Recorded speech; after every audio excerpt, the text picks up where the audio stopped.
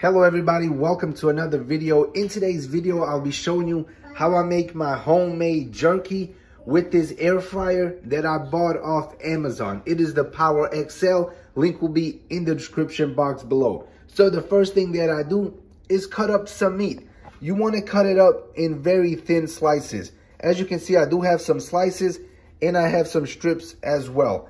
Also, I will be preparing my seasoning. One other tip that I can give you guys, if you do not want to cut up your meat, that is perfectly fine. I highly recommend it. If you're in your local Walmart or Kroger, just have them cut it up for you in slices. It will be way easier.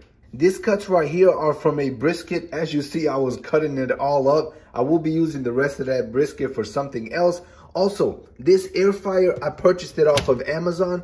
Check it out. Still has the wrap on it. It is super easy to use. I'll have a review for it in the description box below as well. So if you're interested, this is an amazing one. So the first thing that you have to do is create your seasoning. You can use whatever flavors you want.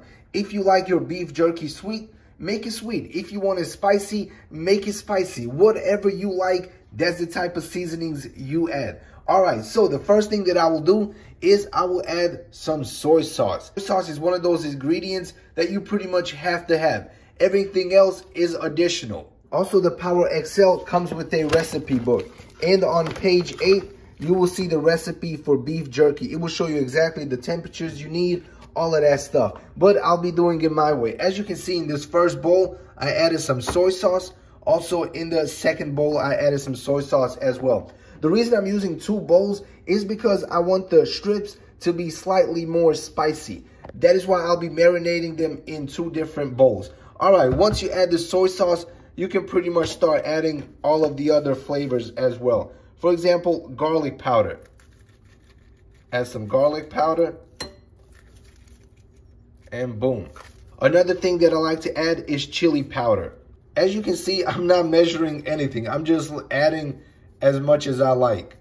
Also, if you do this multiple times, you will figure out the best spices, the best recipe for yourself. And right here, some local apple butter barbecue, which has an amazing taste. I'll add some of that as well. All right. We're going to add some red chili flakes.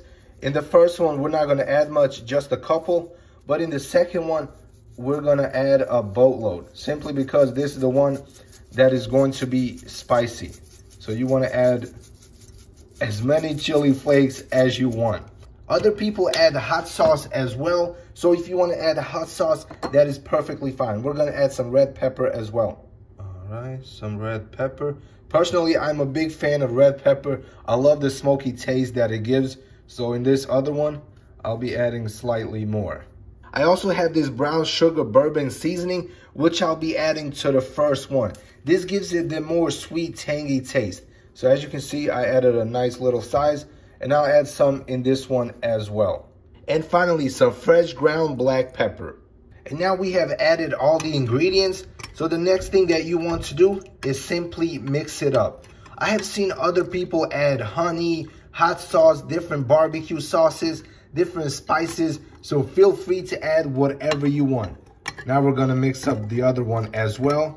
And now the marinades are completely done.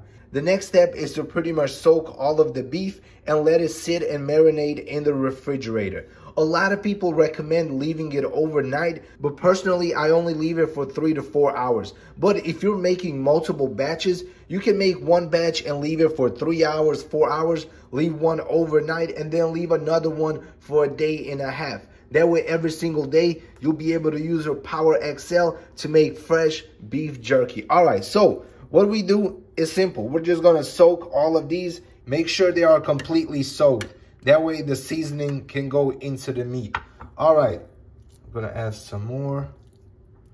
Check it out. As you can see, guys, I am multitasking. I'm recording and making beef jerky with one hand. Now we're going to do the same for the strips. Check it out. Also, guys, you can make the meat as thin as possible, or you can make it little bigger pieces. Personally, I like both of them. Now that all of our meat is marinating, the next thing that you want to do is put plastic wrap over the bowls and then simply put it in the refrigerator.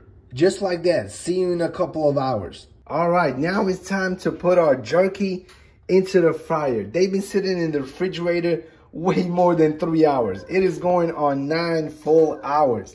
I had some errands, so I did not have time.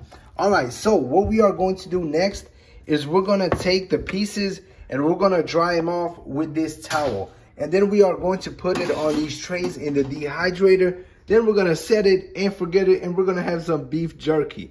All right, so I ended up draining this one, and all we're gonna do is pretty much put it on this towel, and we're gonna slightly dab it to get out the remaining moisture. Once it is out, we're simply going to add it onto our tray. As you can see, the coloring is definitely changed. So we're gonna just start laying them out like that. Also, keep in mind, you do not want them touching or overlapping or any of that stuff. You want the warm air to circulate so you can get that perfect beef jerky. All right, so I will continue pretty much dabbing all of these. And then we're gonna be adding them right here. I'll finish the rest and we'll continue the video. All right, one tray is finished. Now we are going to do the other tray and the other batch. Now I have completed the other tray and we're going to put it in. As you can see, 2 trays fit perfectly. But this dehydrator does come with 3 trays. So you can make 3 full trays of beef jerky or pretty much anything else. And now we're simply going to close the door. And this does come with the recipe book. And on page 8, you'll be able to see the recipe, but most importantly, you are able to see the exact amount of time and the exact temperature that you need to set your dehydrator to get the perfect beef jerky. So we're gonna press power on, and right here, we are going to press dehydrate. We are going to increase the temperature to 160, just like the recipe says. And then we are going to increase the time to 6 hours. So that is how simple and easy it is to use this dehydrator. Also, we're gonna turn on the flashlight, and as you can see inside, it is looking good. All right, everybody, see you in about 6 hours. Now my beef jerky is completely finished. It finished like later in the night, so I didn't record. This is pretty much a day after. I let them sit a couple of hours in the refrigerator, but as you can see, they look absolutely awesome and they taste even better. Guys, check this out. PowerXL Dehydrator on Amazon. Link will be in the description. And make yourself some beef jerky. You won't regret it.